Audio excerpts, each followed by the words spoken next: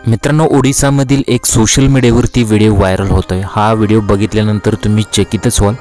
Video नक्की काय बघा आणि चॅनलवरती नवीन असाल तर जरूर सबस्क्राइब करा।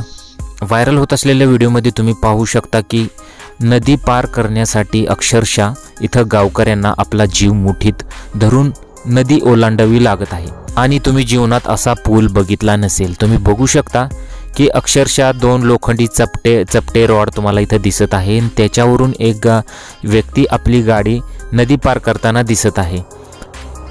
पूल म्हणून याचा असा उपयोग इथं केलेला आहे। सध्या सोशल मीडियावरती हा व्हिडिओ व्हायरल होत आहे। अनेक लोकांच्या व्हिडिओवर प्रतिक्रिया आल्या आहेत। अनेक गावकरी आपला जीव मुठीत धरून अशा प्रकारचे इथं कृत्य करतात।